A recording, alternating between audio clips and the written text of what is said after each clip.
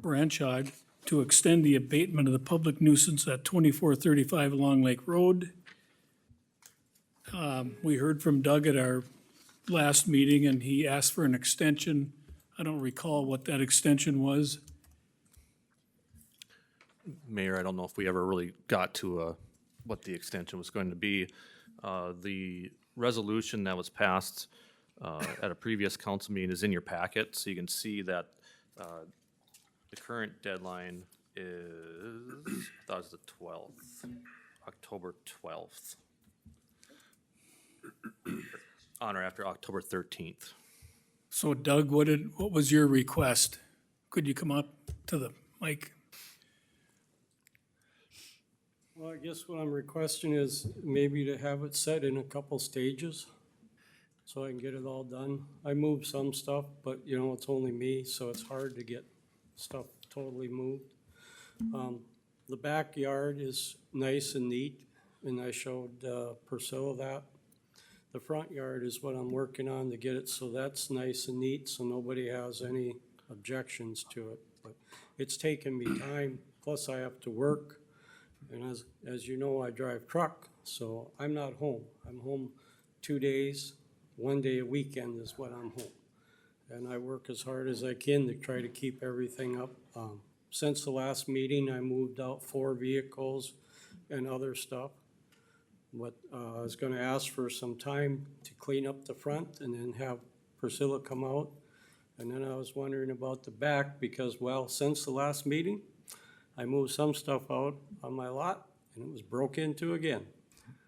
So I have to come up with about $1,500 to put cameras and everything out there so I can do something to catch them. Otherwise, there's no point in moving it. Might as well just give it away if it's gonna keep getting stolen from me. So, I mean, I can take it and put it in the trailers, but it don't do me any good if they come and steal it.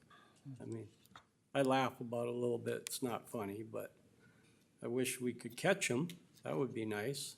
The officers stuck the camera up, but then after 4 days, they took it down. So, I mean, it's like, what was the point? So do you specifically have a time that you want us to? I don't have a plan, but I was gonna ask for at least 60 days to get the front all straightened out, and I know I can. Because, you know, working by myself, it's hard. My sons aren't there to realistically help. So, but everything in the front will be fixed up nice and neat. It is somewhat still right now. I mean, it's not like it's a total disaster, but it depends on the eye of the beholder when they look at it. Okay, is there any comments from the council? Yeah, I'd like to make a comment. Go ahead. Okay, I hit my odometer from my house to his house, and it's 8 blocks away. I bought my house in 2008, been there ever since. His house was there before my house. The guy got forced into annexation, never wanted to be part of the city. I say we give the guy, we do everything we can to work with him. He's on the road all the time with trucking. He's got 2 of his kids living with him. I've never had anybody complain to me. My neighbors around me complain about his property. His property was there before ours. Yes, I know the city has ordinances that we gotta go upon, but I say we work with them, give him some time. I was even willing to give him a year because of the stuff he has out there, but if he's willing to do 60 days on the front, let's work with him on the back. That's all I got to say. Is that a motion? Well, You want to make a I'll motion? make a motion, yeah. Okay, is there a second to the motion? The motion would be to give them 60 days from today to finish cleaning up. Second it? Discussion? well, we've been dealing with this for a long time, and I know he's been out there for a long, long time, but we've been dealing with this for a long, long time too. And I would say that I'd like to see everything cleaned up by the end of the year, December 31st. And that'd give them time to get the front yard and time to get the back, because we've been dealing with this too long, and to think we're gonna do this for another year, I just don't think we can do that. We've been pretty easy on them, and I think we should give him December 31st, and he's gonna have to get it all cleaned up and go from there, because we just keep putting this off and putting it off, and it has to be cleaned up. A little bit more background too. I was on the CDC in '22 when we annexed you in, Doug, and you came and great presentation, kind of said, hey, I'm gonna need time. And from '22 till now, that's been a lot of time. And granted, you've done steps to get it looking a lot cleaner, and I'll give you that. You've done a lot of work already. But I think after going on 2-3 years, 60 days, and that's kind of it, is where I'm at. Is that on the front or the back? I think, That's the property.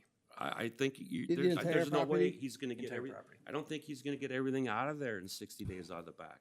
Like I said, I've never gotten one email from anybody in Ward 3 that complained about his house. Give the guy some time.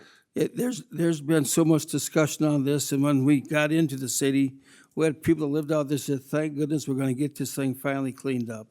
I don't think he's gonna be able to do it, Ron. Well, I think that we should give him till December 31st. If he doesn't have it done by then, the city will have to go in and then we'll have to bill you for doing it. Well, we've got a motion and a second on the table for 60 days, right, Aaron? Was that On your the front, motion? but we haven't decided on the back. Oh, you were just on the front, okay. Yep. I would like to amend that motion, that would go ahead and give him until December 31st for the entire project. And if it isn't done, and then the city would go in and clean it up, and then it would be billed against him or put on his tax roll. Okay, is there a second to the amendment? Go ahead. I just had a comment or question. Ron, the only concern I have about extending it to December 31st is the weather's gonna change. And really, are you gonna get much done between the end of October till the end of December with the weather changing? So either it's October 31st or it's not gonna happen until next year, until the spring. So, I don't see why we couldn't, because we've got all of September, we've got October, we've got November. And December, yeah, we're gonna have weather, but a lot of people work around the weather. And I just, you've gotta make it a priority is what's gotta happen. But Ron, the guy's an over the road I truck. know, but then we're gonna be back waiting another year, 2 years, like Matt said. We've been dealing this since 2022. Here, we're gonna have 2026 before long. So we're gonna wait another 3-4 years, and we just can't keep waiting on it. Well, it's gonna come down to a vote here, guys. Do we have a second to the amendment? well, we have, is it the front, the back, or both? And I'm concerned, are you gonna move stuff from the front to the back? If we give you a, Everything in the front leaves, and But then, I'm but not moving move to the back. and I'm not moving it to the back, and then I'm gonna go to the back. Everything in the back is in perfect order. It's just that I have to move it, but like you, one of you were commenting, 30 days, and we're gonna probably, we might have snow on the ground before 30 days, and I'm gonna be really fighting, because I have to bring my low boy in there to try to get that, so I can move stuff, because it's not small stuff, it's my big stuff. And I was gonna ask for the second edition, if you guys would let it go until June 1st for the back, and everything will be gone. I just have one question, and my question is to you, Alderman Bulkey, your Ward 3 too. Have you had anybody in Ward 3 complain to you about his property? Yes, sir. You have? Yep. I have had none, 0 complaints. Mayor? Well, go ahead. I just, Go ahead, Kelsey. Mayor, not to wade in this, part of the issue is that whatever timeline you put on, what you're gonna be asking city staff to do is, once that deadline, if it comes and goes and it's still in violation, we now have to find a vendor or contractor to go in there and clean it up afterwards. So my concern about having a deadline December 31st is mean that you're now putting city staff and the vendor to have to go try to clean up this property in January.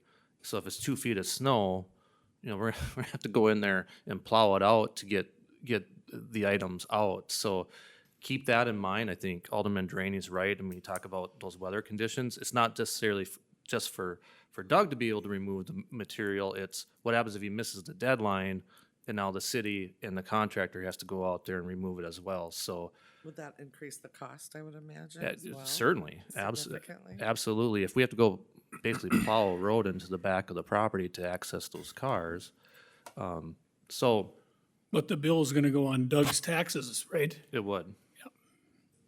I did have one question. And I feel for you. I just can't imagine how difficult and stressful this is to try to manage all this, being on the road and gone. I have a brother who's over the road truck driver. Hard to get stuff done around home. I understand that. My question would be, what is your plan that is different from the last 2 or 3 years that Priscilla's been working with you to achieve this, so we didn't get to this point? What, do you have a plan in Well- place, something different that you're gonna be able to do? I guess, when we originally annexed me in, I asked for this 10 years, if I'd have that long to get this cleaned up For and 10 then the years? sewer and whatever in there. And that's what I understood. So I've been making accordingly to that, to get everything out and put in some place where it's okay and it's secure. Then all of a sudden, while I'm gone on the road, you guys sent a certified letter to me. I wasn't there to get it. And when I finally did get back, there was a notice that you had a meeting on my door saying everything just boom, has to be done right now. And I went according to that. That's why all the back is all nice and clean. I did have cars back there before. I removed them. I removed all the other stuff so it looks neat. It's not a junk. What you want me, like my boats, they have to go out of there. I mean, I use them, but accordingly, what Priscilla says, I can't have them. Well, I don't know. So here I've lived there for 39 years. And I've kept everything accordingly. I mean, I've always, any neighbor of mine has asked me for help, I've helped them. I've never complained. I don't complain about anything out there. I complained a little bit about being annexed in, but I agreed to it because I thought I had this time. In my mind, I had this time. And then all of a sudden, I don't have this time, so now I'm struggling. What you guys want to see is results. What I want to give you is results. But I'm trying to give you the results that you want by what I can do. Now, the difference is my one son will help me so I can get it done. I have to bring my trailer home from up in Fargo. It's in at the trailer place because, well, I broke it. It was overloaded and it wasn't designed. So as soon as they get that done, which should be real quick, well, then I can put the stuff on the trailer and haul it out. But at this point, everything, that I'm doing is trying to get it so everybody's happy. That's what I want. I have Okay, another question. Mayor. Uh, Mayor, Was there some Hold it, movement or Wendy. some record somewhere in that process in 2022 where you understood that you had 10 years? 10 years to get it conformed to the city. And I didn't figure it would ever take me 10 years. But I didn't imagine that I would have got COVID. I didn't imagine that I would have lost one of my contracts because at the time I shouldn't have. There's been a lot of obstacles that I've overcome, and I've overcome all of them except now this one. And then when I'm all done, I want to fix it up more than what you want because I'm gonna sell. I'm not gonna stay because I can't have my stuff in one place and me living in another and watching, well, these creeps come in and steal my stuff because it's the worst violation that you can feel in your life is to get, when stuff gets stolen from you. I mean, so bold, they pull in and hook onto a 36-foot camper and drive out of there. And nobody can find it. It don't make sense to me. And so bold, they can come in and take 360 yards, 20-foot roll, this big around, pull it out of the back of a trailer and load it on something. Nobody finds it. Brand new carpet that was stored in there that I bought for the house. I mean, and then this last deal was the lumber. All the dynamic home lumber that I bought, they come and got. And my other lumber that I had at the house, I pulled out of the house and put in the one trailer, and this is 2 years ago. Trail, Okay. can't do nothing. We're But now gonna- I'm putting up cameras so I can find who it is. Plus I'm moving it out there, taking the risk no matter what. And you guys tell me that I have to have this done, it will be done. Okay, Mayor, right, Can I Mayor, make a Mayor, new motion, 60 days on the front and 6 month, or September of next year for the back? no, I would, June 1st. We just keep going with What- this guy what's- forever. Aaron's made a motion. Is there a second to his motion? Second. How many motions do we have on the table? I think too many. We're doing 60 in the front and September There's two on the to table the right back. now. That's the motion that I wanna make. Do I gotta? So you're withdrawing your original I'm motion? withdrawing my original and going 60 in the front and September of 2026 for the back. Is there a second? That's second, yes. There was a second. Yes. Okay. Hopefully there's not further discussion. We got quite a bit to cover. Well, All in well, favor? well, I do have further discussion. June 1st is plenty on this deal. Whoever told you we were gonna give you 10 years, I'd like to know who that person was. We've been trying to get this cleaned up since 2022 and nothing's happened. We're just giving them way too much time on this. Okay. All in favor of the motion, say aye. Aye. Opposed? No. The motion carries. So do you understand the motion, Doug? You have Kind of. 60 days on the, 60 days on the front. Can I have Priscilla come out and check it so you guys are aware of my We'd love that. progress? oh, yeah. Yeah, we'll do that. Thank you. Is it 60 Done? days from today? Yep. September 1st at the end, though. Well, we won't worry about that. It'll be out. Oh, yeah, we are worried about that. Is it 60 days from today, Your Honor? Yes. Okay. Okay.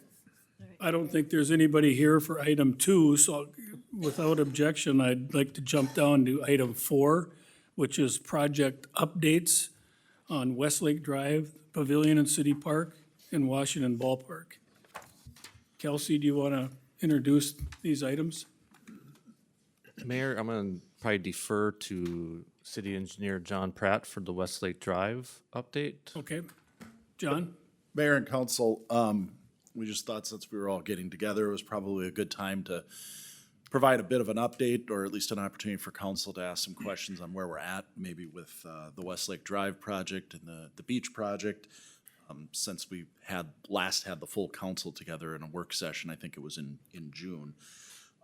So Brian's here from HKGI as well as Ben from my office. Both have had huge parts in this project. So in a nutshell, again, we broke the project into two contracts that we intend to bid more or less simultaneously.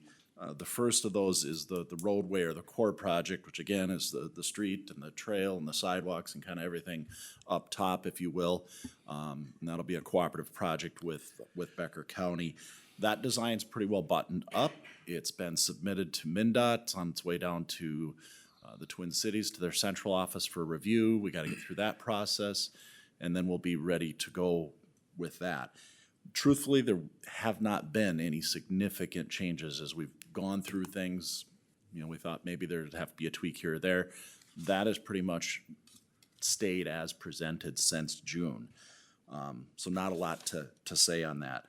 The beach, on the other hand, was lagging behind that first project. And so we've been working pretty diligently over the last few months to take that from, planning and concept level into an actual design project that we can put plans and specs together and get it out for bids.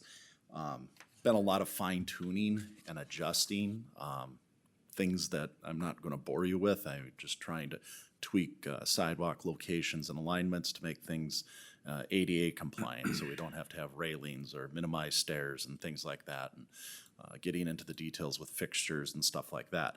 We're not done, but we're very close. By and large, I can say that nothing significant has changed with that, nothing that I feel like I need to bring to the council's attention. I would say some of the feedback that we got was to be careful we don't clutter the beach. And so I think there's been some steps along the way with different items where we've tried to thin that down a bit, just in keeping with those comments that we were getting from the public and from the council. So nothing real significant there. I did want to mention that late summer, Kevin Tingham with J&K reached out, and he has some interest in making some improvements to what I would call his little space of the beach down there, which he's entitled to have by an easement. And really, I would say in good faith and good on J&K, they don't want to be quote unquote the wart on the beach after this is done. Those are his words, not mine. And he's been interested in trying to make some improvements to his space that are maybe in keeping with what we're planning to do down there. So we worked with them to come up with some concepts, and he's looking at those. He's reviewed those. Indications at this point is that he'd likely be interested in proceeding with those. Those would be privately paid for. We would potentially contract or build some of those under our project, but he would pay for those. So, you know, that's one piece of this that the council probably hasn't seen that might come to fruition. So, the other thing that I wanted to touch on tonight, and Kelsey, feel free to jump in on this one. Here we go. Because it's Kelsey's fault. No. You know, Kelsey and I had some discussion recently. This is centered around the boat launch, and there was quite a bit of discussion, I would say, around the boat launch in the early stages of this. Should we have it? Should we not have it? Will it work? All those sorts of things.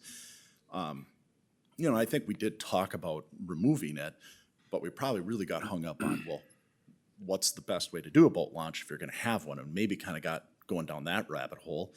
And in fairness, I think we came up with a plan that is probably the best that we can do down there, given the constraints. But maybe didn't look back a little bit of, well, do we want to do the boat launch or not? And I think some of what drove this question from Kelsey's standpoint and mine is, you know, at one point we were talking, you know, about a pretty significant investment into a boat launch that we were a little bit, you know, depending on who you talk to, a little 50-50 on. And we were looking at a cost of somewhere maybe around $300,000 being invested into that boat launch. And that's a pretty sizable investment. Is it still worth it? How much is it going to get used was the other question with the new boat launch on North Shore Drive. You know, is the use going to drop off, and now all of a sudden that investment's really not worth it?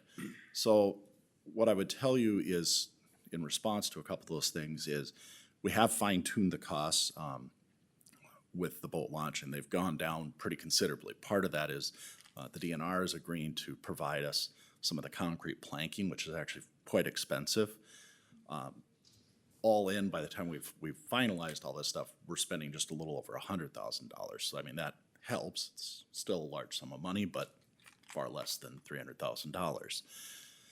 The other piece is we got some information from Becker County through their AIS coordinator, and they keep counts, of course, whenever the coordinator's down there, of how often this gets used. And maybe a little bit surprising to me, the counts from this summer were actually up from past years. So again, do what you want with that information, but to me, that's indicating that even with the new launch on North Shore Drive, we're still seeing significant use of that launch. So that's the way I would lay it out. It's not too late to reverse course, meaning the other option really at this point is to not do a boat launch. And if you don't do a boat launch, what do you do through there? Well, you just simply try to carry the green space through. Do a little bit of landscaping and things like that, some stuff up by the nodes. By the time you do some of that stuff, you're probably not spending $100,000, but you're still probably spending $50,000, $60,000, $75,000. So if you're looking at this as an opportunity to save a ton of money, that's not there. It's just whether or not we feel the launch is needed. So that's the meat and potatoes of the discussion that we want to have. Keep in mind, one of the big driving forces for keeping that launch was winter access. If we don't have the launch, you know, what do we do for winter access? And we've started to mess around with some ideas of what that could look like, and I can show you those if there's interest. But otherwise, we would probably have to look for alternate winter access down there. So Kelsey, you want to add anything to this? Yeah, I mean, it is kind of my fault to start second guessing this, but I think it stemmed from our conversation with the DNR. The good news is that they're willing to provide the planks for the boat access, which is a big cost savings. But, you know, when we had that discussion, to ask them if they would cost participate in putting a public boat access on Little Detroit is, how do you say it, Larry? It wasn't no, it was kind of hell no kind of thing. I mean, they're like, we've we've done a lot in Detroit Lakes already. I mean, they've bought the property, put in that at the north access, and they're like, hey, the deal was we did this, and you guys were going to close those accesses on Little Detroit, because the way they phrased it is the city was concerned about AIS, and you want to limit the number of accesses, and you had all these safety concerns, and hey, DNR's like, hey, we did our part, and now you're coming back and asking us and saying, oh, you want to now keep this access open. So it kind of got me thinking, well, yeah, I mean, are we making the right choice? I mean, as the DNR put it, hey, nice job with your design. It's better, but it's far from perfect, right? And why are you sticking money into an imperfect boat access? Again, you start thinking about, you kind of only get one shot at this. I mean, what we do here is probably going to be here for the next 50 years. So I just want to make sure that we're comfortable with moving ahead with the plan that we have. And John's right. We didn't really spend a lot of time saying, well, what's the other opportunity if you don't put the boat access in? What could it look like there? Again, maybe you just roll the turf through there and you extend the beach. Maybe that's the answer. We talked about winter access. There's still a way we could have winter access at Rossman and not a boat access. You could still have a way to hard escape it down to the lake, but it's not a boat access. Again, we could look at that option. Again, right now, that plan is, the boardwalk, the beach walk gets looped back up to the bike trail to avoid this whole area, right? And you lose a part of that valuable real estate. So that's just reasons why I thought it was worth another look of what that option could be. But there's a lot of reasons, as John explained, why we should just keep the boat access and keep the plan as it is. But thoughts? We wanted to bounce this off you. One of my concerns with the new boat access was the amount of green space that we were losing by looping it in and around. It definitely makes putting a boat in much easier than it is right now. But obviously, they're figuring out, could we ever just leave it the way it is now? If they're using it more than they have in the past, even with North Shore, it's working. I took a pontoon out yesterday, and I tried to back the trailer, and you almost have to pull in the street to get it. It isn't perfect by any means, but I'm wondering, even with the loop, we'd almost have to still pull up that far. The loop definitely gives more of a staging area, but it takes so much green space. By keeping it the way it is now, we won't have to move the bike or the walking path up towards we could leave that down lower where it is now. I think And the you cost probably, would- you probably still reroute, because you don't want people backing onto the sidewalk. That was the concern. I That's- see, okay. That's why that was routed up. okay. So Yeah. you might still want to do that. Ron? But, one thing, been thinking about why the new north side one isn't being used, because I've driven by there many times, and it's like people don't really know that it's there yet. I think that's why we're still having people using it like they have been this last summer. But you drive by the new access, and that lot's hardly ever full. You see a few cars there, but when DNR is questioning this, why we're not moving that one out of there, it tells me that they went ahead and built it because they thought everything's gonna be moved to the north side. And I think if we ever did take this one out down on the beach now, that one on the north side would be used. But one thing that I like about it, if we did move it, we're spending a lot of money redoing that whole beach. The first big change of that beach since 1965, it would give us more green space, it would give us more access, and it would be a lot safer than right now. We've got all these people coming with their boats and pontoons and everything else, backing in and pulling out. You got a lot of people, kids there moving. It is kind of an accident waiting to happen. And then when they get done, they go ahead and they take their trailers and they park them up on the streets and so forth. So I would almost, I would prefer, because we're doing the beach now, first time since 1965, a complete new beach, that we would go ahead and take the current access on the beach side, get rid of it, and make that all public beach and green space. I think in the long run, I think we'd come out much better with it and have people move all that to the new north side that's just been put in for us. Any further comments from the council regarding that access? Just a Oh, sorry, Jackie. Go ahead. I can wait. my only comment was going to be if it's, to Kelsey's question about the winter access, I think before deciding to take that out, you really need to know what we're gonna do for winter access. What's the plan? And by all means, we're not making a decision tonight. Yeah, I yeah. just want to get some feedback. I think the concern I have is removing the access is a detriment to the Legion campground. And I personally think the Legion campground is an asset for the city. And with the ordinance saying that, the city code saying that those people cannot leave their boats on the beach overnight, then they're trailering in and out every single night they're here. And I think that's a detriment to them.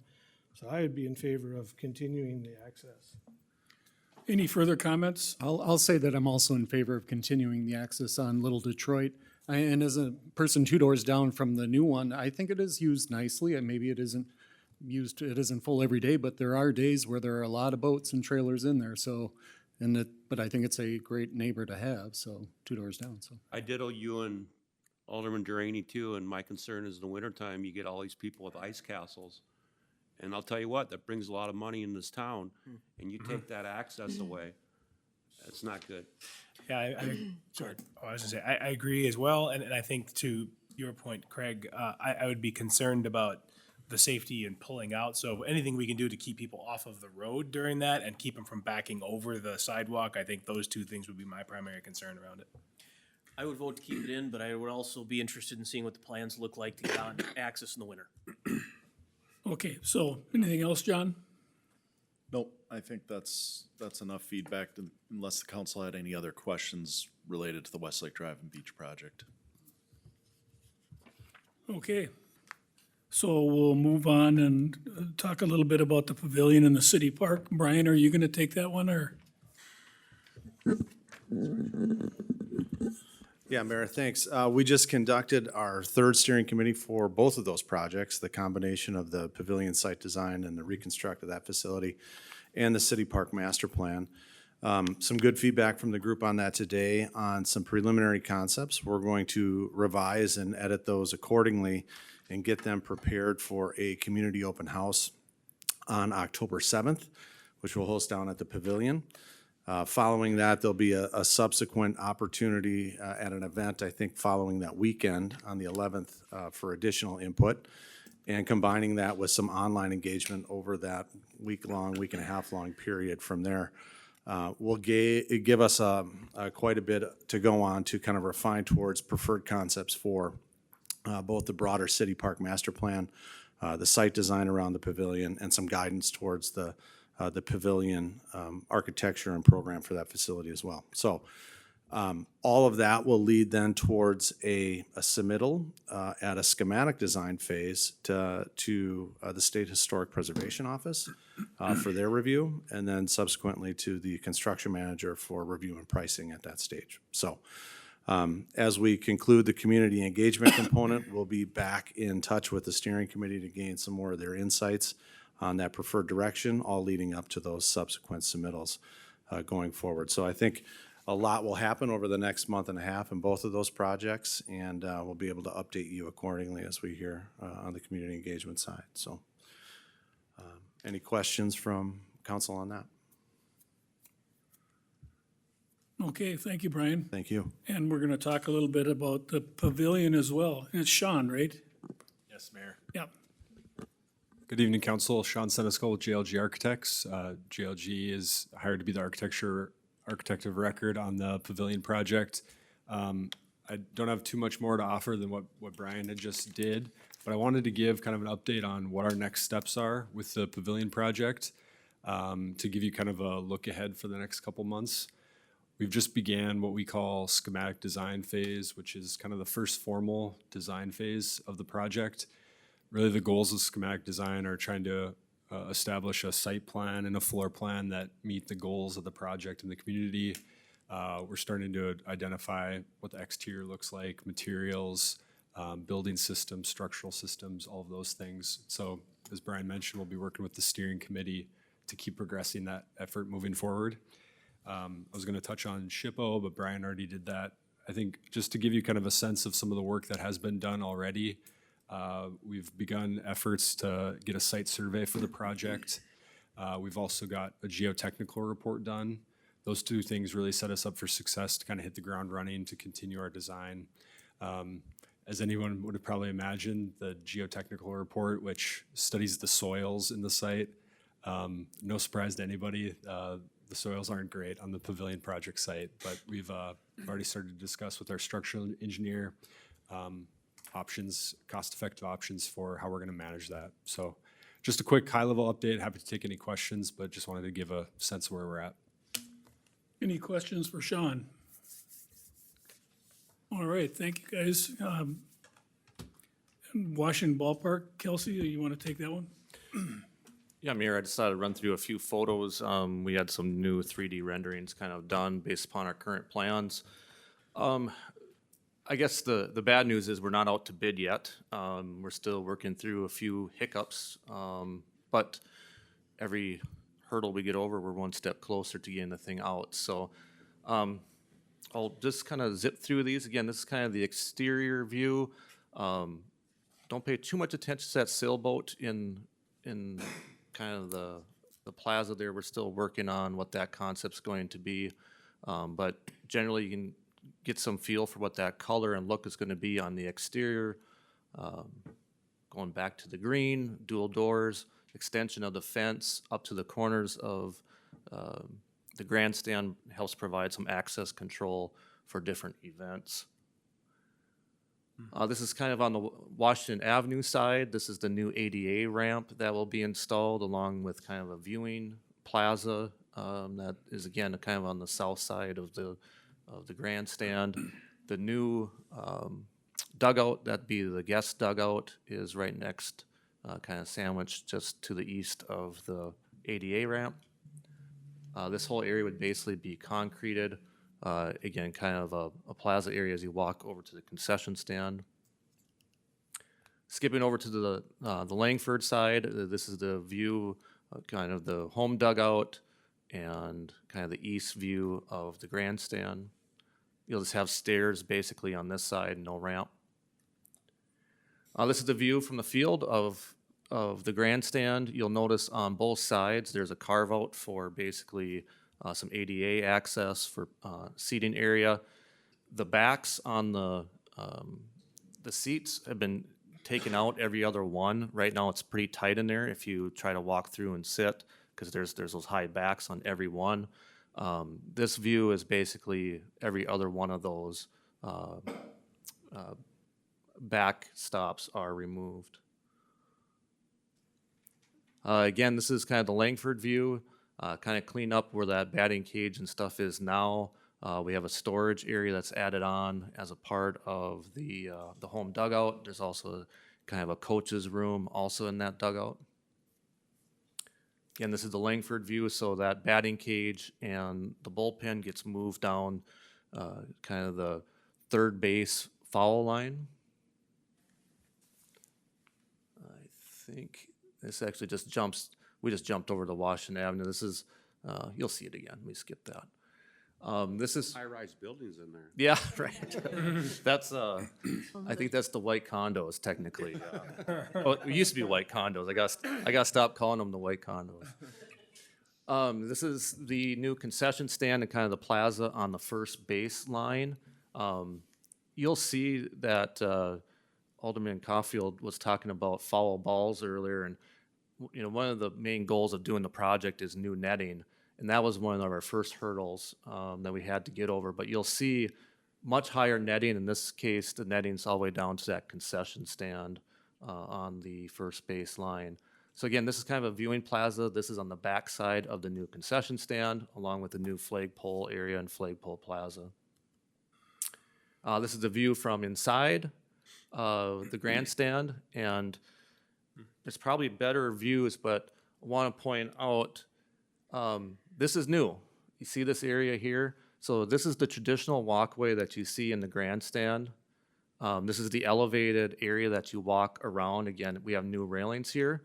One of the problems we had is to get these poles in, these structural poles to do the netting. So right now the netting is just hung off of the roof. To get these structural in and the footings in, we had to move away from the existing grandstand.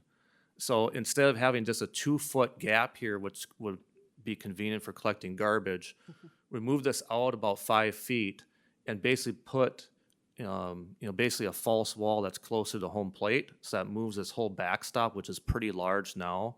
It moves it all about 5 feet closer, and it provides the secondary access for basically players and coaches to get from one side to the next. It's different. As Terry pointed out, he wants this to be different. He doesn't want just a cookie cutter ballpark, and I think this is one of the elements that makes kind of our stadium and ball field a little bit different. That was one of, again, many challenges we've been dealing with. Again, you can see the poles are extended quite a bit higher than the current roof line of the grandstand. Again, try to provide some protection on those foul balls. Again, this is just the home dugout. Again, now there's no protection in those dugouts today. This will all incorporate some netting and some protection for both sides, both dugouts. Again, this is the plaza over on the first base line, and the new concession stand is here. Another viewpoint of that concession stand.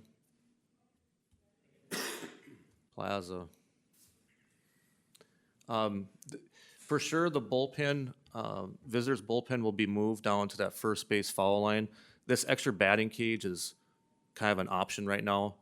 We don't need to have 2 batting cages, but we'll see where the funding comes in, whether that batting cage will get added or not. Again, kind of a elevated view of the first base foul line.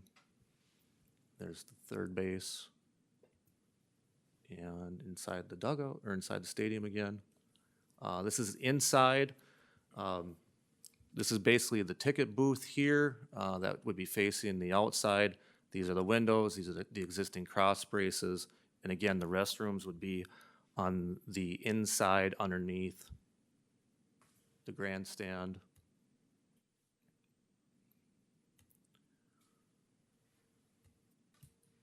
I think beginning, either I'm repeating pictures or I'm about done.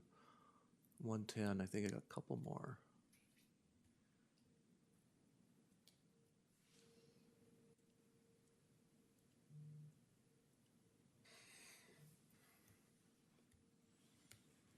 I think that's, this is where right now the garbage cans are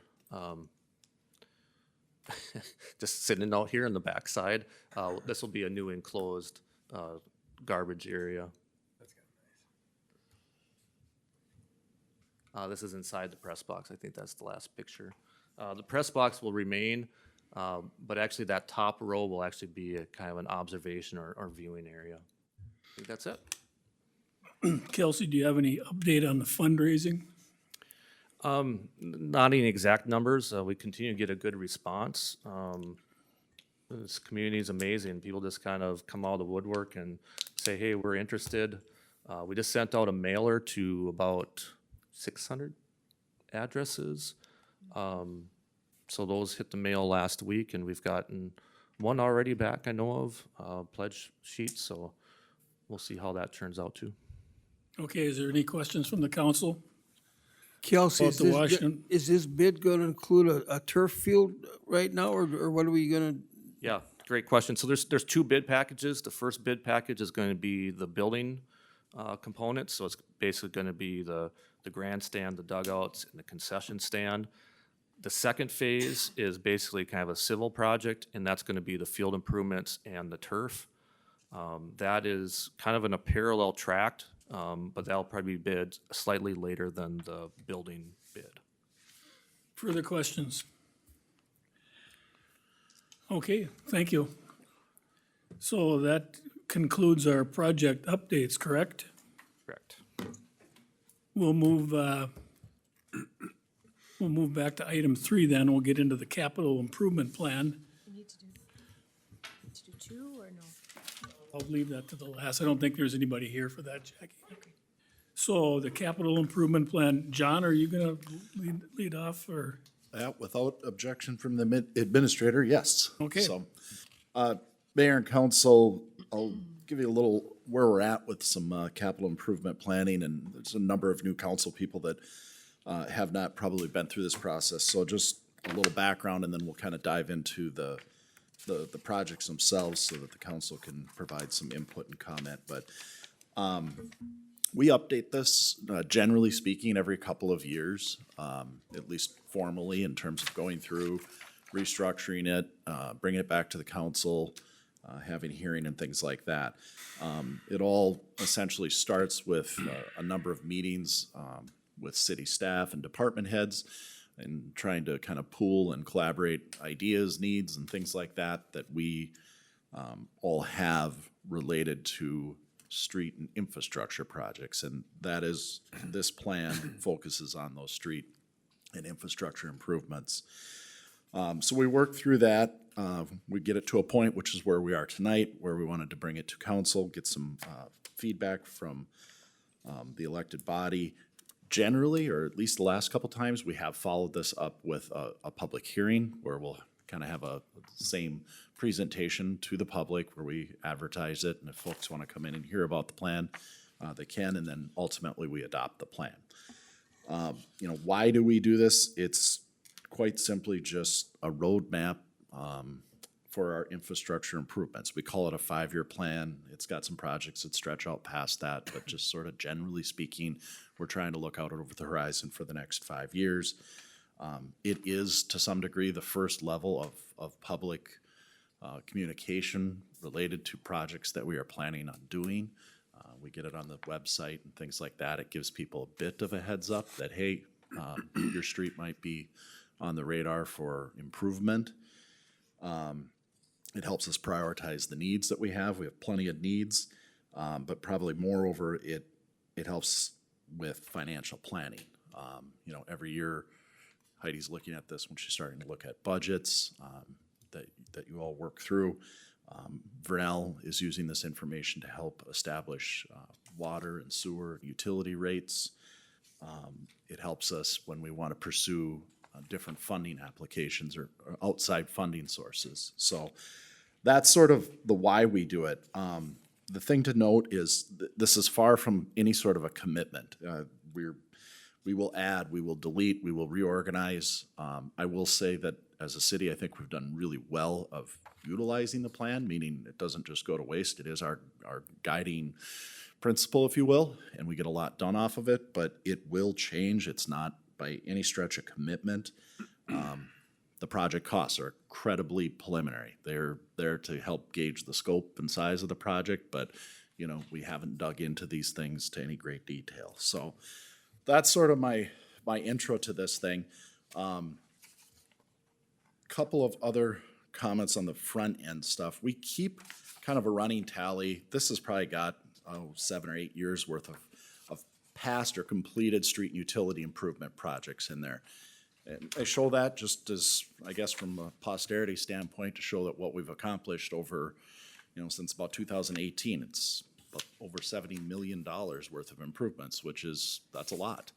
The number to maybe keep in mind is, if you want to compare kind of apples to apples a little bit, the last 5 years of this is right around 50 million.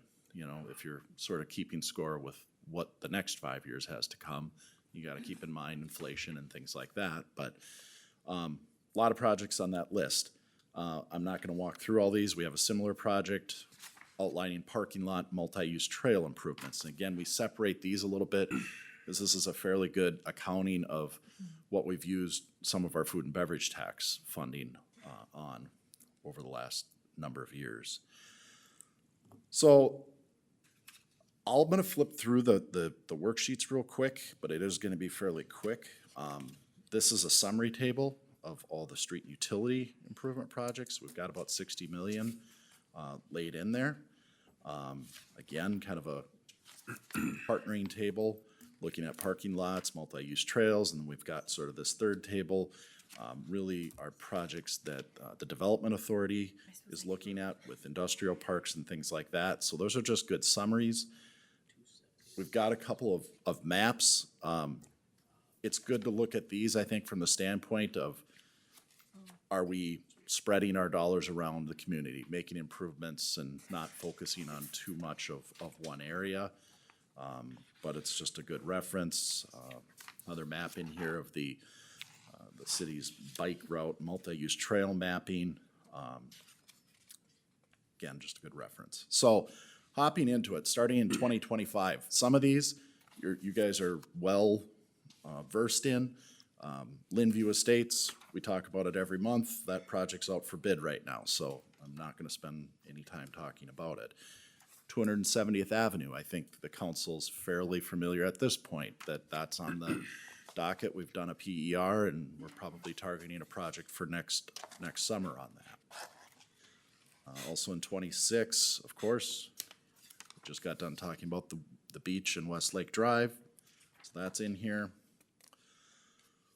26, probably the first time you've seen or heard this, Resort at Abbey.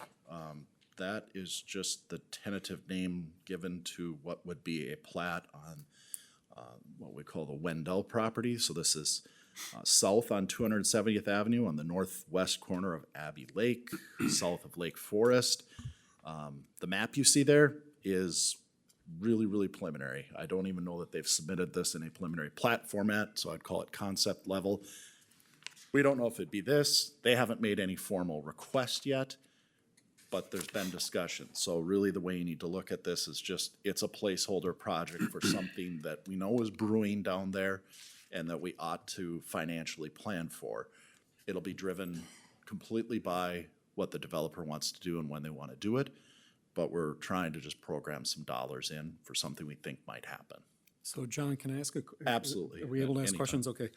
So the assessable amount on that is $1,044,000 you're estimating for 11 acre, or 11, plus or minus 11 lots? I mean, is that just because it's a little further east from Highway 2, from 270? Yeah, and I think the important thing to take away from this one would be that we're trying to program $1.3 million for, some lots in here. Okay. We've not studied that to any great level, but, so we're really just swinging blind.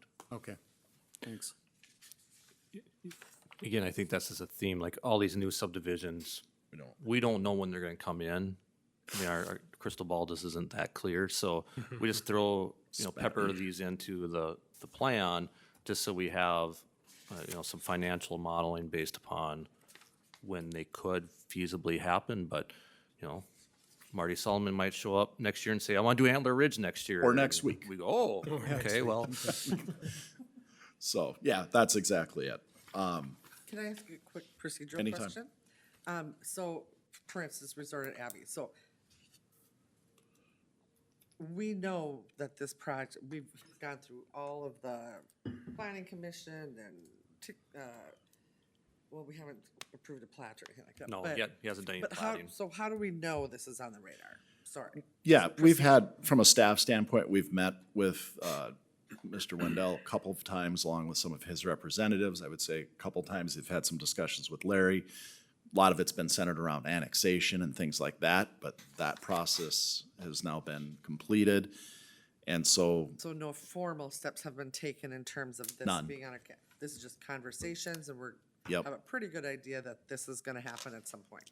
Based on that's our best guess. Okay, that's just Is curious. it possible nothing happens? Yeah, there's an avenue Heard for of that. Resort at Abbey before, so I was Yeah, just no, curious. you haven't. Okay. John, I've got a question.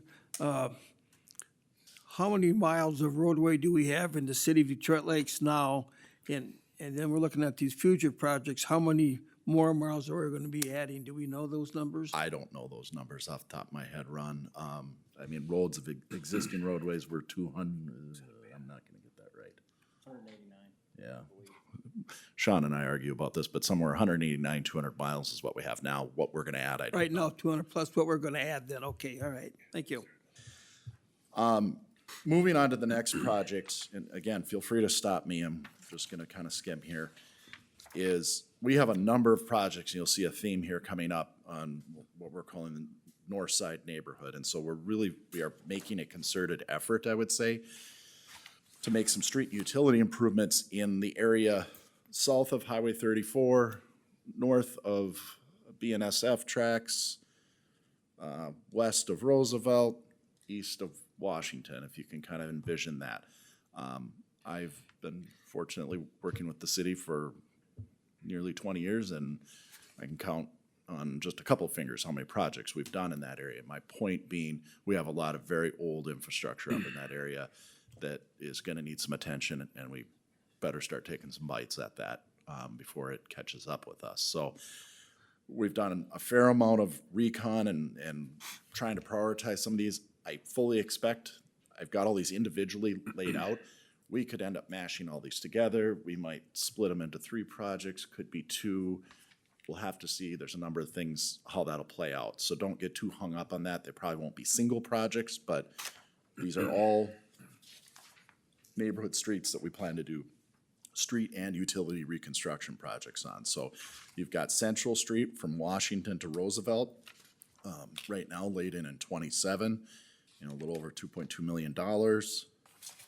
You got Davis Street also in 27, looking at just about 1.8 million. Got Andrews Avenue in here on 27 at just about 2.5 million. So that's kind of the first batch of them. Also in 27, we've got what is a very, very generic placeholder project for street rehab. And we just got done with doing some of this. We've generally done one of these, I would say, every 3 to 4 years, and these are focused primarily on pavement restoration. So we're doing mill and overlay and full depth reclamation, trying to go after the worst of the worst in terms of street conditions, where we have good utilities underneath, but we can just focus on street pavement improvements. Generally pretty popular projects from the standpoint that, we're able to spread that work around, and we get some pretty positive feedback. We got 2.5 million. I can't tell you where that'll be applied, other than the list is longer than what we have for funding. I mean, so it ends up being an exercise between, Sean, myself, Kelsey, of going, where do we need to do, what's the worst? And so, that's a placeholder for 27. Mr. Pratt, if I may, looking at the Andrews Avenue, and this may be just a general procedural question, but looking at the assessable value compared to the general funds is much higher in that project. Is that due to the ordinance, the way the project split up, or is that due to city having a lot of property along that road? I'm gonna guess, and Ben can correct me if I'm wrong here, but I think it's because we have a lot of side lot footage, Gotcha. and so we're eating a lot of footage. Okay, thank you. Yeah. This is just an editorial comment. I mean, we're tackling a lot of roads on reconstructs on this north side, but they're 300-foot blocks, right? It's just not the most efficient network for cost-wise, right? I mean, you have all these side lots that we only assess for half the footage, and it's just a lot of cost that comes back to the city. And even then, with our current assessment policy where, city taxpayers and city ratepayers are eating more of the project cost, those assessments are still in that 25,000 range. And, it's gonna be hard in that area as you look at the property values in that area to swallow a $25,000 assessment. So, again, that's why we do these things. That's why we do these CIPs, so we can start submitting to the state, start submitting our facility plans, try to chase some grant dollars, or at least some low-interest loan dollars. We talked about even like a small cities app. And that's why this is 2 years out, so we can start planning and trying to tackle some of those other grant applications. But it's just really challenging when you look at that whole area that needs to be reconstructed, how as a city we're gonna bite that off. Yeah. 100% agree, and you may see, to Kelsey's point, you may see a request sometime in the next couple months for us to start some preliminary work on that, to Kelsey's point, because we need to get moving on the design so that we can get through various certifications and potentially start chasing some of that money, even though the construction's not right now 27, and it could be 28, but we gotta get ahead of that, so. I've got a question on, we've got quite a few parking lots. I'm looking here at Washington Square Mall for almost $2.5 million. Will all that come out of the food and beverage tax, or will we create an assessment district for the downtown business area? Because we're getting some pretty big, finance areas for these parking lots now, and whether or not, are we gonna have enough money to fund all these things through that food and beverage? So to answer your question, I just gotta find the sheet, Ron. Bear with me here. Page 8. Page 8? Item 2000. Oh, you're looking at the table. Wow, all right, I was looking for the worksheet. Anywho, John, can we just put a pin on the parking lot discussion? Let's, sure, can you hold that? can we get back Ron? to that I'll one? get to it. Okay. Because I think it's worthwhile to look at To that. talk about it. That page 8, that whole sheet, and then understand maybe what some of the thoughts are on that. Yeah, Food and hang beverage on, and list. I will get to that. Those are good questions, Ron.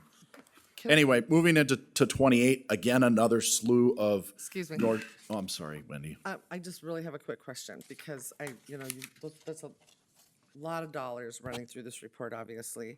And you had commented about grants, and you had talked about chasing grants.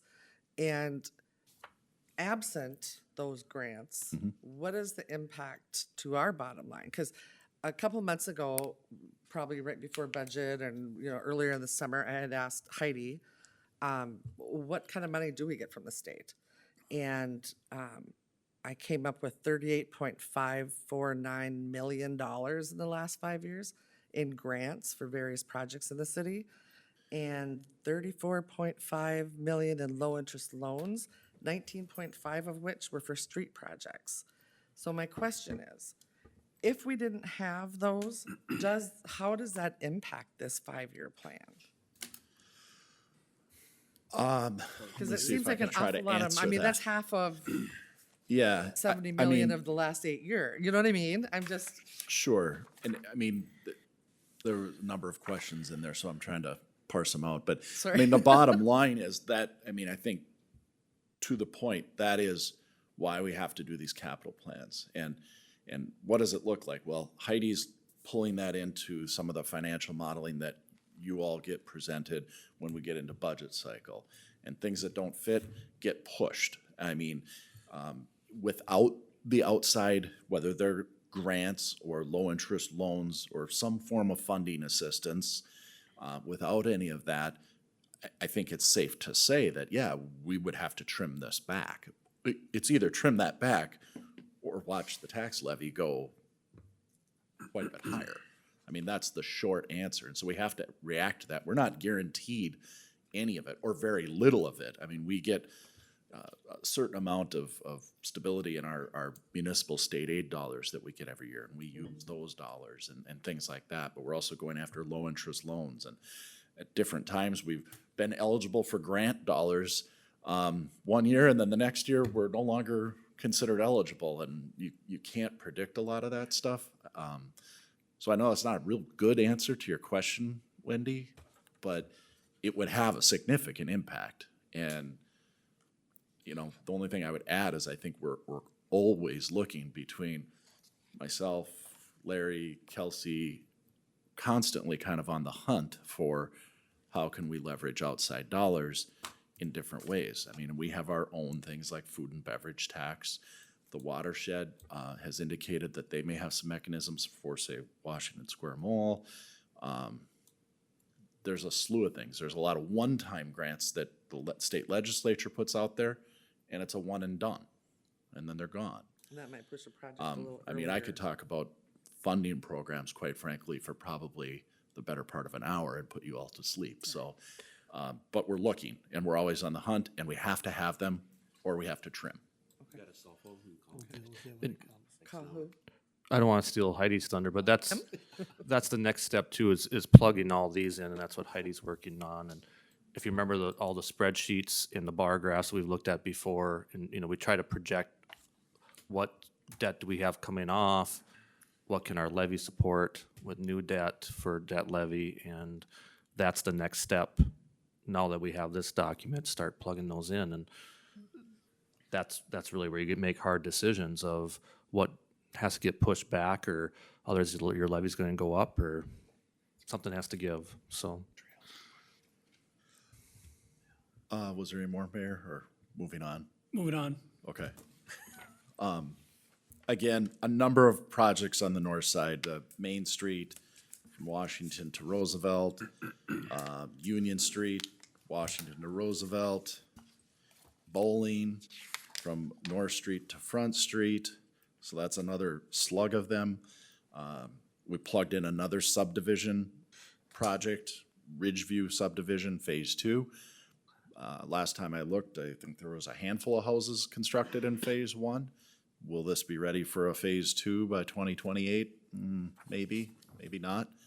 But just another placeholder for the next phase of that subdivision.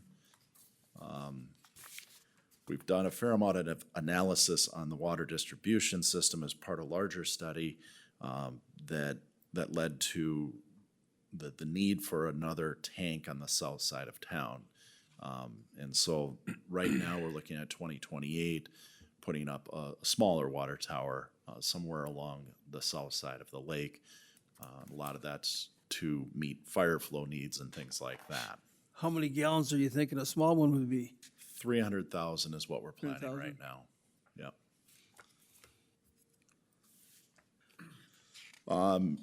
In 2029, we've got some work programmed on 290th Avenue. This is a project, frankly, that's been in the CIP for quite a while. We've kind of kicked it down the road for a bit.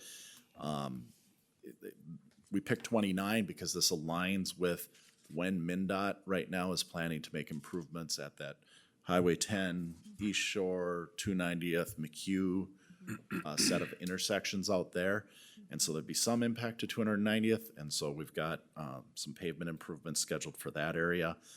I'd point out there that a large portion of the adjacent footage on that project belongs to the city. Between Sucker Creek and Upper Sucker Creek, we own about 3/4 of the adjacent footage, so. Another placeholder for Antler Ridge subdivision, 2029. West Willow, we're planning to finish what is kind of the last chunk of Willow Street from Sherrill out to the 59 roundabout. That one's always notoriously been in tough shape. Obviously, we've got some really, really bad soils under there. We have some federal state aid funds that come to us in 2029. So we're planning to utilize those funds for that portion of Willow.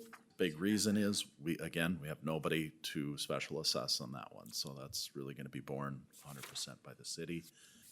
So that was some of the strategy on that. Willow Street Stormwater Basin improvements. I don't know how much the council's heard about this, but we've been in about a year-long cooperative study with the Watershed District, looking at an existing stormwater treatment basin that's over there. And the reason we're looking at this one is we get a lot of stormwater from the core portion of our community that eventually makes it to this basin. Anything that heads down towards the lake, goes along the beach, goes to the fairgrounds, goes to a lift station, eventually goes through here. And the important part is this basin discharges to a ditch that goes to St. Clair Lake. And Lake St. Clair has a TMDL on it for phosphorus, so we have to start making progress towards what's called our load allocation for phosphorus related to the TMDL. So we're looking at ways to enhance that basin that are actually gonna move the needle on what our goal is for that. That's regulated by the state, and we have to show progress on that. So we've got some different ideas. We're kind of waiting to let some other information come to light here before we make a decision on what we want to do there, but 2030, another street rehab project. You know, I'd start to point out that we've still got 2.5 million on that. You know, it's 5 years from now. 2.5 million won't get us a real long ways on street pavement stuff. So keep that in mind, but it's a placeholder for right now. When you 20 say, go ahead. John, when you say we still have 2,500,000, what do you mean by that? I mean, we've got 2.5 million programmed. I can, Into our financial, I can about, It's the same amount we used. yes, again, meaning Earlier. I used 2.5 million in, was it 2027? And again in 2030. So they're 5 years just, from now, 2.5 million is gonna buy you less than. it's not gonna get us very far. I apologize. Sorry. Would we be better served, you talk about 5% inflation, should these be bumped up every, going out 3 years, should you have 250,000 more because it's gonna be that much more, I mean, that you should look forward to? You know, there's probably. Heidi agrees the- with the me, just need. for I the record. I know from Kelsey and Heidi's standpoint, these had this projects debate. really spike Yeah. the levy, correct? I mean, they're a little tough to take, but. Going up. Oh, yeah, right, Ben had made a good point. We do, all these projects are forecasted in today's dollars. And then depending on which year we land them in, they get an inflationary factor put to them, if you will. So I'm estimating, for example, the Willow Street Pond, we have some current dollars for that, but knowing that's not gonna be till 29, we bumped that. Comparatively, I don't have anything to estimate on the 2030 street rehab because I don't have a project, so it's just literally I know, but we're a growing community and, I mean, we have more streets to take care of and everything, and plus inflation is there. yeah.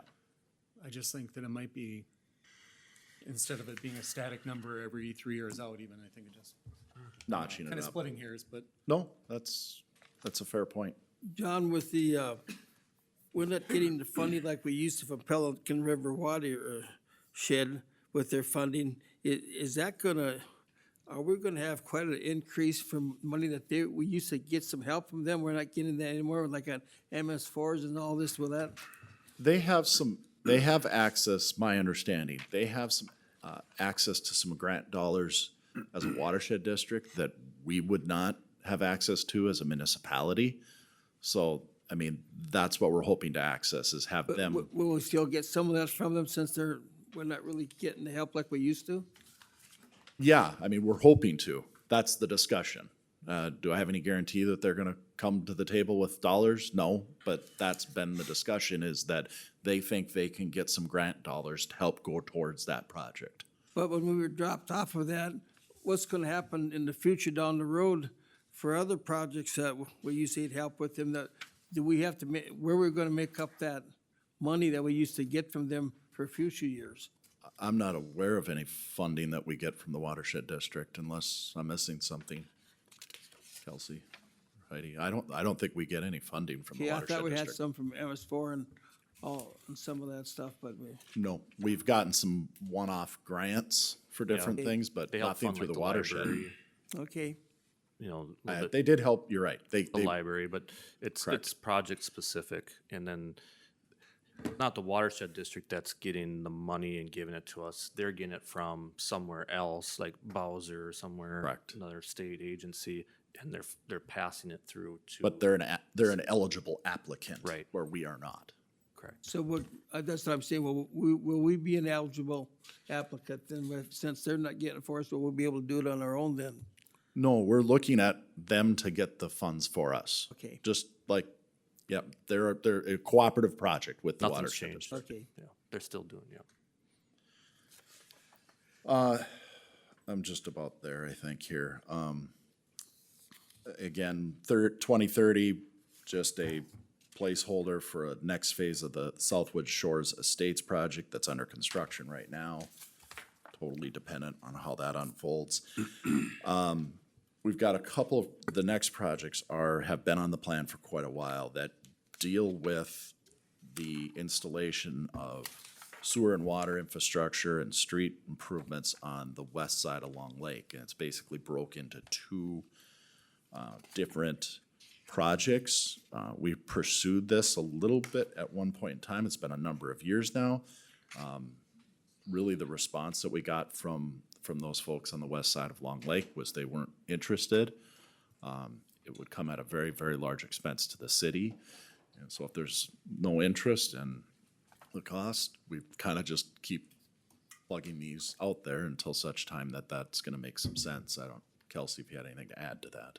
Yeah, the only thing I'd add is Mayor Brink and Sean and I met with Detroit Township last week. West Long Lake Road is in poor condition and it's getting worse. And then the two streets at the end of West Long Lake Road, which I'm not gonna remember what those are. Sean, do you remember? What's the north and south one? They have different names too. Is one Longview? Could be. Yeah, I don't recall either. Those are in really bad shape. And then not to mention Cherry Hill Road, especially that east end, that cul-de-sac, is in really rough shape. Again, there's only a few houses at the end of that. And, the city limit line through there is kind of a jigsaw of, parts of West Long Lake Road, we have 50% responsibility we share with the township. Other areas, it's all township, and then you get closer to Long Lake, and it's all in city limits. And our conversation with Detroit Township was, how are we gonna split that cost and to redo that road? We've been holding off because if you were gonna blow it all up and do utilities someday, you wait till that time, right? And then you redo the road. But at some point, we have to decide, if we're not gonna do the utilities, the road's gonna have to be addressed, and it's probably like a full depth reclamation. That's probably, I think the township would like to do that in a couple of years from now. However, they've already made the case of maybe the city should pay more than their share. They think it's unfair that we have kind of the property value down on the lake, but the township has a greater percentage of the abutting property. Because as statute says, we would just take the cost of that road and split it based upon whatever our prorated percentage is of what is abutting the city, right? That's what statute says. And they're making the case that that's really not fair because, I think they feel like maybe we cherry picked and annexed all the high property value that's on the lake, but all the road miles is still in the township. So that's gonna be a discussion that, the council's gonna have to have later as we look at what that project looks like. But the road's not getting any better, and at some point we have to decide if we're not gonna do the utilities, we're probably gonna have to address the road. So this would be kind of like, what's your development, Alderman Carlson? Willow Springs. Kind of do the same thing like we did with his development where we put the Potentially. streets in, but we don't put the sewer in? Potentially. Okay. Can I have a quick response to that? When we did that at Willow, it seems like, I feel like my vote hung on the fact that it was not a throughway. It was like, we can't go through that property to get to the other side for further development. And that was kind of what made it different from other projects, was that? Yeah, I think that's fair. You also had some big lots and the cost feasibility wasn't great. Kind of the same issue in this area, and I'll let John jump in here if I get this wrong, but if you look at the map, the reason why we've never done the project is unless something happens out there, the cost feasibility of getting utilities all the way to kind of the southwest side of Long Lake it's not good for the city and it's not good for the property owners. I mean, what that cost would be is pretty astronomical. You have the Concordia property that can't be developed, it's tax exempt, kind of on the west side of Long Lake, east side of West Long Lake Road where the bend is. South of that is property where they were gonna extend the gravel pit. Now, if, this is a big if, Wendy, you know, if something would change with that property owner, where the gravel pit was gonna be extended to, and they say, hey, now we're gonna do a housing subdivision, well, that helps, right? You know, you start, your numbers and your feasibility of getting utilities down there are better. If the campground decides, hey, we're gonna sell out and we're gonna subdivide, your numbers might look better. But unless those things happen, again, the feasibility and cost for both the property owners and the city getting utilities all the way to that southwest side, it's just not pretty. It's just ugly.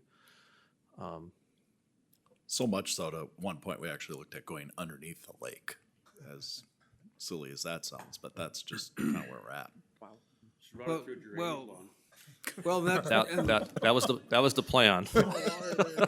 well, and that's the big reason why that west side of Long Lake hasn't been done is because there were so few property owners that every time that subject came up, said, well, a handful of us can't pay these millions of dollars. We don't have enough residents. So then they come back and say, well, then the city wants it, they should do it. We don't have the money either. It's a tough deal.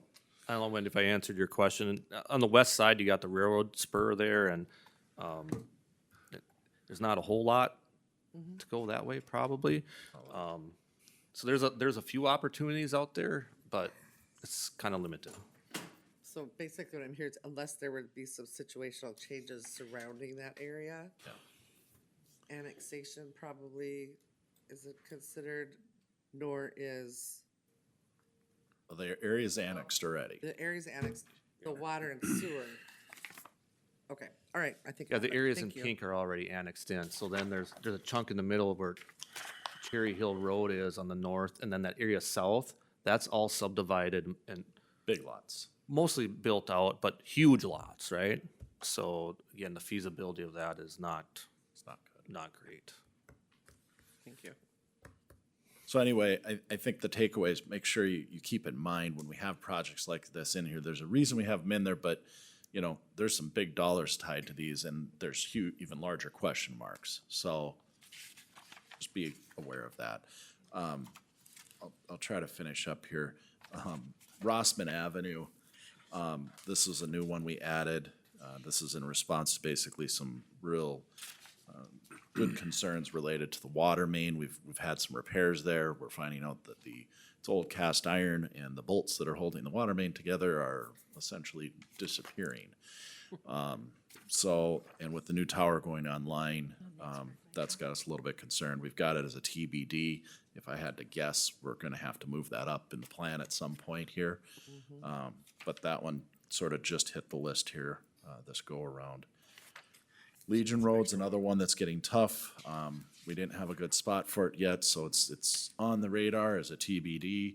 But we are gonna have to look at making some improvements to Legion Road, both from a street and utility standpoint.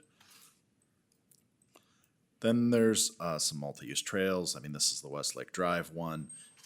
You guys are well aware of that. The arena parking lot, that has been discussed on and off. But at some point, we're gonna need to do something in the way of parking there, to improve that area. We've got it pushed out right now to 2029. That's primarily just driven at what the projections are for the food and beverage tax fund and when we can fund that project. A project that we just started some discussion on with Becker County. They've got plans to do a full depth reclamation on Westlake Drive, basically from Pelican River to Long Bridge Road. It was a good opportunity if we wanted to continue that trail that we've got constructed on Westlake Drive and get that to Long Bridge Road. It was a good chance to do that. We're looking at putting a grant application in for that, but that would be a cooperative project with Becker County. Washington Square Mall run, you mentioned that. This has been on the plan for a number of years. Sean actually just did some pretty good heavy maintenance, I'd call it, on that lot this year to buy us some additional time. But that project, we've had some discussions with the watershed district on and them trying to access some outside grant dollars for that. We'd obviously probably still have to use some food and beverage tax for it. As far as downtown parking district assessment, I feel like that would be in play. That's generally what we've done in the downtown parking lots is had the parking district pay for a portion of that, which means all businesses downtown that don't have parking that meets ordinance would chip in on a prorated basis. But, you know, I guess my question is that, you know, we've got all these parking lots now, and most of them are tied to DLCC. We got the arena parking lot, we got the downtown, we're out there at the mountain stuff. I'm just saying is our dollars coming from food and beverage, is that gonna keep up? Because as we keep adding things on, are we gonna be able to have enough money to keep up with all these projects we have, especially when they start to need repairs? And that's my concern, is that we've got so many of these projects now.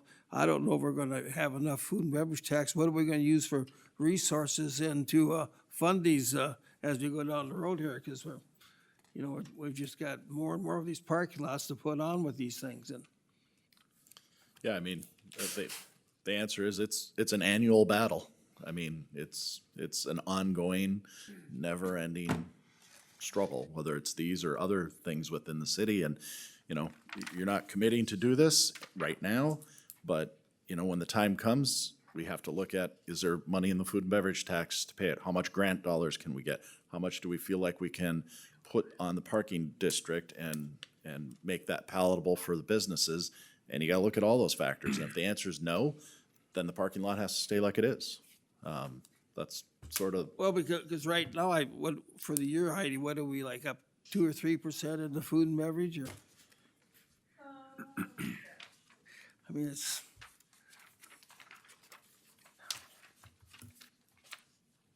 You put me on the spot. Food and beverage for the year, we're up about 1%-ish, but, yeah. So, we're not up a ton, but, I mean, it is collecting at a fairly decent rate. But like you said, you know, there's only so much to go around, so that's exactly why we're doing this, right? So we can have these numbers, we know what these numbers are, and then I can plug them into the spreadsheet that you all see that when we do the budget discussions, and plug them into each year that we're thinking that we might want to do these projects, and then see if the money's there, right?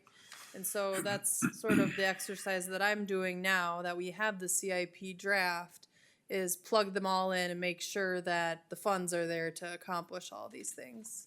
Come in. Okay, I was just, I guess I'm just looking at all the street projects, but when you start adding it with the parking lots and trails, that all comes off the food and beverage, and I'm just concerned about dollars, where it's coming from. So I think, Ron, one thing I'd add to your point is, so you mentioned on page 8 is the table of our parking lot and multi-use trails. You can see there's a gap between 26 and 29 where we're not doing anything. That's because of the beach project. Yeah. You know, that's, you know, we have some funds available in that food and beverage tax, but by the time we do the beach project, we're gonna fund all that with food and beverage tax. We're gonna have to repay ourselves a couple of years to get out of the red and into the black, so we don't have another parking lot project till 29. right. Okay.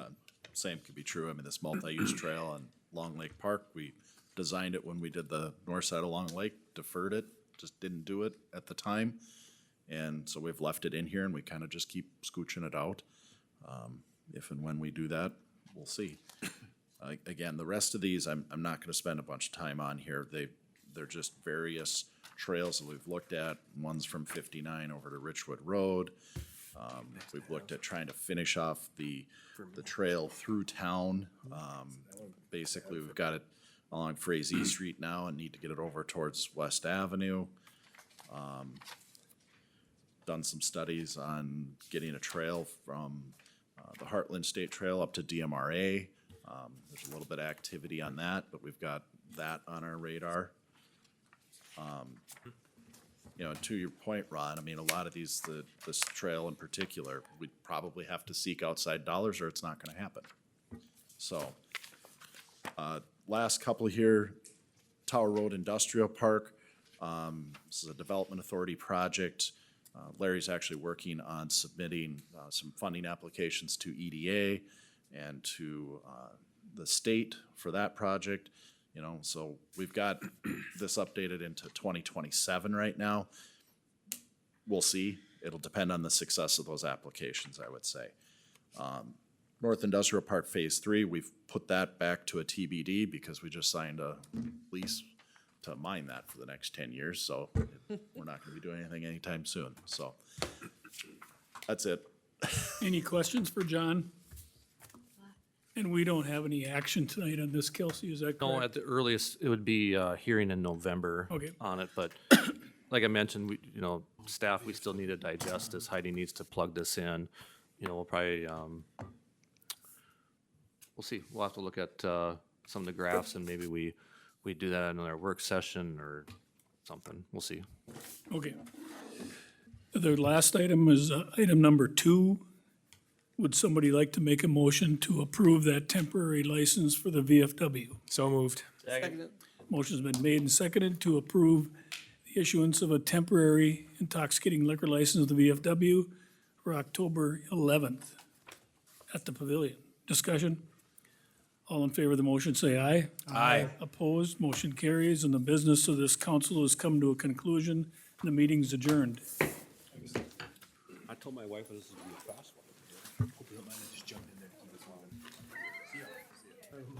moving.